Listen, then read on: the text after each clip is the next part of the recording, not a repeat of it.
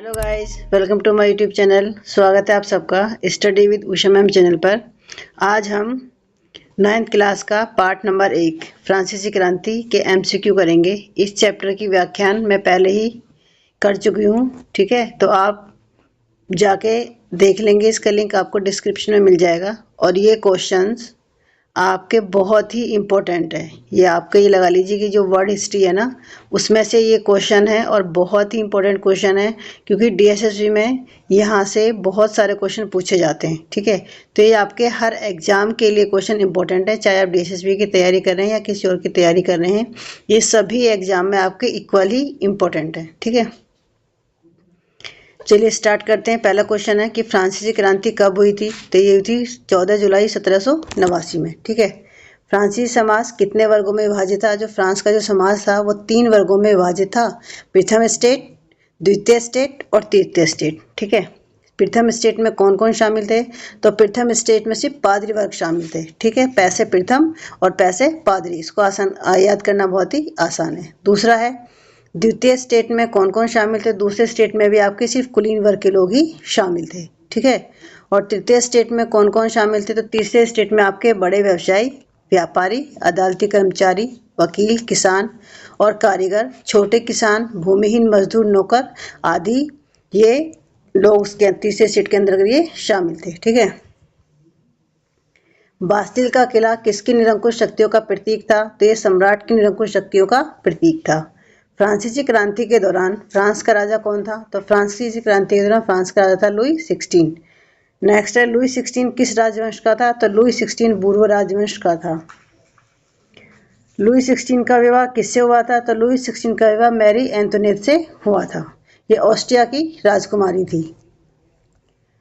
किस वर्ग के लोग कर अदा करते थे। सिर्फ तीसरे स्टेट के जो लोग थे, यानी कि जो जनसाधारण थे, जो तीसरे स्टेट के लोग थे, सिर्फ वो ही कर अदा करते थे, ठीक है। कुलीन वर्ग एवं पादरी वर्ग के लोगों को कौन सा विशेष अधिकार प्राप्त था। तो इनको जो विशेष अधिकार प्राप्त थे, इनको करों से छूट थी, यानी कि जो प्रथम वर्ग और दूसरे वर्ग के जो लोग थे, इन लोगों को कोई भी कर नहीं देना पड़ता था, ठीक है। फ्रांस के चर्च द्वारा लगाए गए कर को क्या कहा जाता था। तो उसको बोला जाता था टाइद। और राज्य को सीधे भुगतान करने वाले कर का नाम क्या था। वो था टाइल, यानी कि जो टैक्स सीधे सरकार को भुगतान किया जाता था वो था, उसका नाम था tile. To traces of government पुस्तक के लेखक कौन है। तो इसके हैं जॉन लॉक। सामाजिक अनुबंध पुस्तक के लेखक कौन है। इसको इंग्लिश में बोलते हैं सोशल कॉन्ट्रैक्ट। तो इस पुस्तक के लेखक हैं जॉन जॉक रूसो, ठीक है। ये रूसो का फुल फॉर्म है, फुल नाम है उनका। वैसे उसको रूसो के नाम से ज़्यादा जाना जाता है, ठीक है। कई बार पूछ ले आपसे कि रूसो का फुल नाम क्या है, तो ये John Jacques Rousseau. The spirit of the laws पुस्तक के लेखक कौन है। तो ये आपके मॉन्टेस्क्यू। जॉन लॉक ने अपनी किस पुस्तक में राजा के देवी और निरंकुश अधिकारों के सिद्धांत का खंडन किया है। तो इसकी जो किताब है वो थी ट्रूटाइजेस ऑफ गवर्नमेंट। इसमें इसने राजा के देवी और निरंकुश अधिकारों का जो सिद्धांत था उसका इन्होंने खंडन किया है। नेक्स्ट है मॉन्टेस्क्यू ने अपनी किस पुस्तक में विधायिका, कार्यपालिका और न्यायपालिका के बीच सत्ता विभाजन की बात कही है, ठीक है। तो किताब का नाम है the spirit of the laws. ये एक पहली किताब थी जिसके अंदर कि जो पावर है वो किसी एक व्यक्ति के हाथ में नहीं होनी चाहिए, बल्कि पावर को 3 उसमें बांटा गया था, विधायिका, कार्यपालिका और न्यायपालिका। स्टेट जनरल यानी प्रतिनिधि सभा क्या थी। तो यह एक राजनीतिक संस्था थी। लुई 16 ने नए करों के अनुमोदन के लिए स्टेट जनरल की बैठक कब बुलाई। तो ये बुलाई थी 5 मई 1789 में। तीसरा स्टेट क्या है नामक एक प्रचार पुस्तिका किसने लिखी थी। ये लिखी थी आबे सीए ने। असेंबली ने करों, कर्तव्यों और बंधनों वाली सामंती व्यवस्था के उन्मूलन का आदेश कब पारित किया। तो ये किया था 4 अगस्त 1789। ये क्वेश्चन पिछली बार 2001 में डीएसएसबी में पूछा गया था, ठीक है। फ्रांस में संवैधानिक राजतंत्र की नींव कब पड़ी।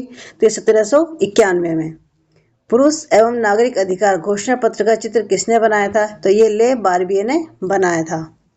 अखबार लामी द पल्प जनता का मित्र में नेशनल असेंबली द्वारा तैयार किए गए संविधान पर टिप्पणी किसने की थी। तो ये जॉन पॉल मरा ने की थी, ठीक है। ये पत्रकार था। टूटी हुई जंजीर किसका प्रतीक मानी गई है। ये आज़ादी का प्रतीक मानी गई है। छड़ों का बच्छीदार गट्ठर किसका प्रतीक था। तो एकता में ही बल है।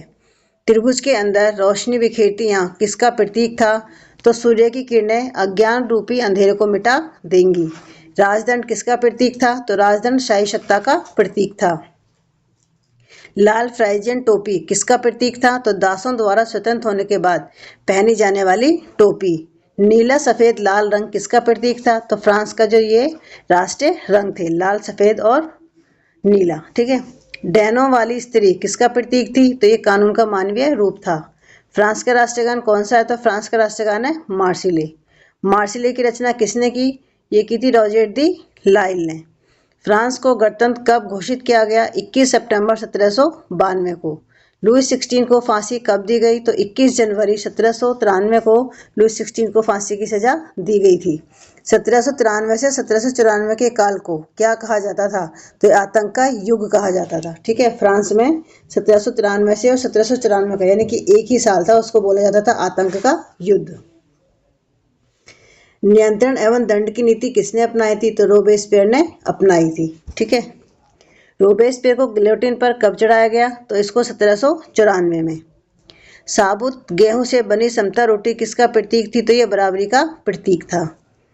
7 फरवरी 1794 को रोबेस्पियर ने कन्वेंशन में भाषण दिया। उसे किस अखबार में छापा गया? तो वो था ला मॉनिटेर यूनिवर्सल्स। ठीक है। ये अखबार का नाम है जिसमें रोबेस्पियर ने एक भाषण दिया था, उसको इसमें छापा गया था। डायरेक्टरी क्या थी? तो डायरेक्टरी 5 सदस्यों वाली एक कार्यपालिका थी। डायरेक्टरी की अस्थिरता का फायदा किसने उठाया? तो इसका फायदा उठाया था नेपोलियन बोनापार्ट ने। फ्रांस में महिलाओं का सबसे मशहूर क्लब था, तो उस क्लब का नाम था the society of revolutionary and Republican women. ठीक है। फ्रांस की वो क्रांतिकारी महिला कौन थी जिसने संविधान तथा पुरुष एवं नागरिक अधिकार घोषणा पत्र का विरोध किया था? तो ये थी ओलंप दे गूंज। फ्रांस में महिलाओं को वोट डालने का अधिकार कब मिला? 1946 में। त्रिकोणीय दास व्यापार किन महाद्वीपों के साथ में होता था? तो यूरोप, अफ्रीका एवं अमेरिका। ठीक है। इन महाद्वीपों के साथ में दास व्यापार होता था और यहाँ पे दासों को जो अटलांटिक महासागर है उसके रास्ते वहाँ पे इनको ले जाया जाता था। फ्रांसीसी उपनिवेशों से दास प्रथा को कब समाप्त किया गया? तो 1848 में फ्रांसीसी उपनिवेशों से जो दास प्रथा थी उसको समाप्त कर दिया गया। नेपोलियन बोनापार्ट ने डायरेक्टरी को कब खत्म किया? तो इसने 1799 में जो डायरेक्टरी थी उसको इसने खत्म कर दिया था। ठीक है। नेपोलियन बोनापार्ट ने खुद को फ्रांस का सम्राट कब घोषित किया? तो 1804 में नेपोलियन बोनापार्ट ने खुद को फ्रांस का सम्राट घोषित किया था। ठीक है। और वाटरलू का युद्ध कब हुआ? वाटरलू का युद्ध 1815 में हुआ था और इसी युद्ध में जो नेपोलियन बोनापार्ट है उसकी हार हो गई थी। ठीक है। तो ये इस चैप्टर के 51 मोस्ट इम्पोर्टेंट क्वेश्चन हैं। ठीक है। मैंने सभी में से इस पूरे चैप्टर में से बहुत अच्छे से सारे क्वेश्चन ये बनाए हैं जो आपके सभी एग्जाम के लिए बहुत ही इम्पोर्टेंट है। ठीक है। तो जिसने मेरे चैनल को सब्सक्राइब नहीं करा है प्लीज़ मेरे चैनल को लाइक और सब्सक्राइब जरूर करें। साथ ही आप कमेंट करके भी आप बता सकते हैं कि क्वेश्चन किस तरीके से थे। ठीक है।